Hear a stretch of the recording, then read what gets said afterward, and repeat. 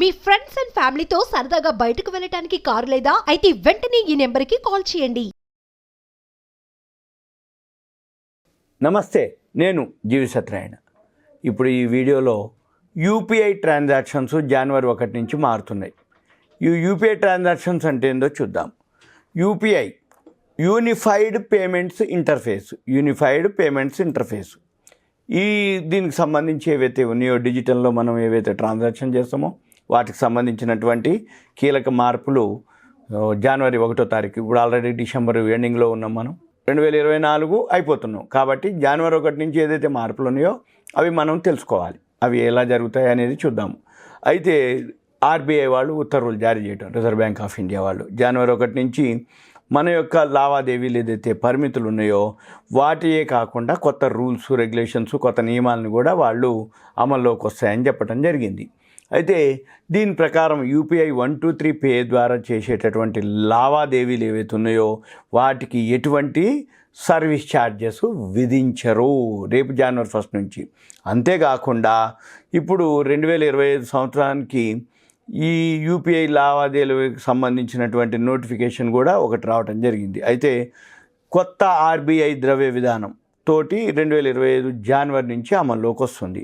UPI ఏదైతే సర్వీసెస్ని మనం ఉపయోగించుకుంటున్నామో, ఎవరైతే ఉపయోగించుకున్నారో ఇవి తెలవాలి మనకి. ఎందుకోసం అంటే కంటిన్యూగా మనం అది లేనిది కాదు ఇప్పుడు, ఎందుకంటే క్యాష్ ట్రాన్సాక్షన్స్ చాలా తగ్గిపోయినాయి, మొత్తం డిజిటలే.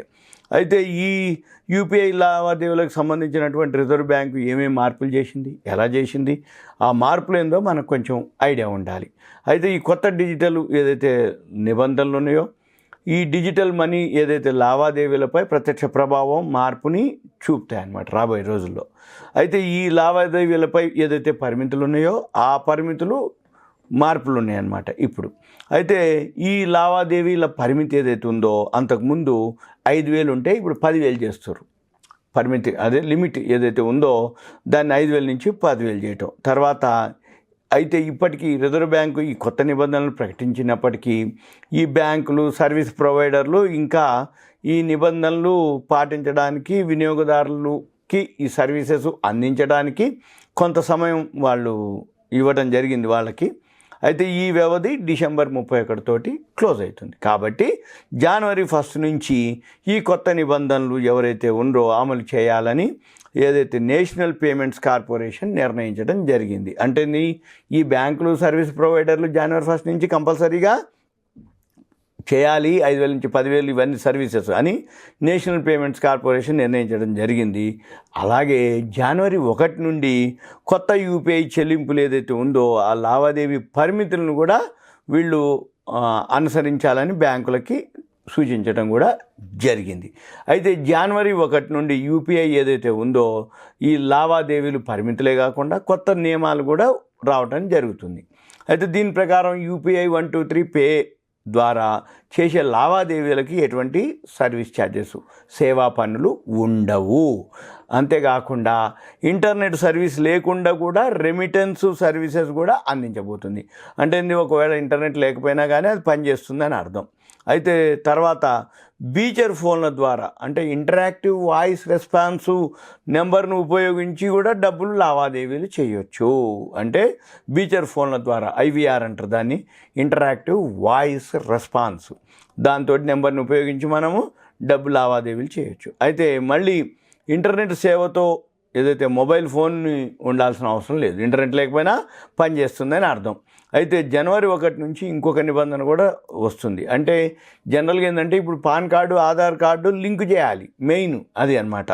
అయితే పాన్ కార్డుతో ఆధార్ కార్డు లింక్ చేయకపోతే ఏది జనవరి 1కి ఈ పాన్ కార్డు ఏదైతే ఉందో అది డిజేబుల్ అయిపోద్ది. ఎనేబుల్ అంటే యాక్టివ్ ఉండటం, డిజేబుల్ అంటే పని చేయకపోవటం. అయితే ఇప్పుడు ఏమవుతుంది, ఈ పాన్ కార్డుతో ఆధార్ కార్డు లింక్ కనుక ఎవరైతే డిసెంబర్ 31 లోపు చేసుకోకపోతే వాళ్ళ యొక్క పాన్ కార్డు డిజేబుల్ అయింది. పాన్ కార్డు ఎప్పుడైతే డిజేబుల్ అయిందో ఇక ఆర్థిక ఏదైతే లావాదేవీలు ఇప్పుడు మనం ఇవ్వాలన్నా, తీసుకోవాలన్నా మనకు సంబంధించిన ఆర్థిక ద్రవ్య లావాదేవీలన్నీ కూడా ఎలాంటి సర్వీసెస్ ఉండవు, నిర్వహించడానికి సాధ్యం కాదు అని గమనించాలి. ఎందుకంటే మెయిన్ ఏం చేసినా పాన్ కార్డే, ఆధార్, ఈ ఆధారు తోటి లింక్ అయితే తప్ప ఇవి మనం చేయటానికి ఆల్రెడీ మ్యాక్సిమం అందరూ చేసే ఉంటారు. కాకపోతే ఎవరన్నా 0.001% ఎక్కడన్నా మిగిలిపోయినా వాళ్ళు December 31 లోపు చేసుకోవాలి. ఎందుకంటే చేసుకోకపోతే రేపు 1 నుంచి వాళ్ళకి యాక్టివిటీస్ ఉండవు దీని ద్వారా. అందుకని ఇప్పటికైనా ఏం లేదు, ఈ వీడియో విన్నవాళ్ళు పాన్ కార్డు ఆధార్ లింక్ చేసుకోండి. January 1 నుంచి రూల్స్ మారుతున్నాయి. 5,000 10,000 ఇంటర్నెట్ అవసరం లేదు. ఇవన్నీ కూడా ఇంకా ఏమన్నా ఉంటే అడ్వాన్స్గా ఏమన్నా ఉంటే మళ్ళీ నేను మీకు ఇంకో వీడియోలో మీకు ఎక్స్ప్లెయిన్ చేస్తాను. ఇవంతా మీకు awareness, education, information, knowledge purpose మాత్రమే. సుమన్ టీవీ ప్రేక్షకులకు ధన్యవాదాలు. Thank you. సెలవు.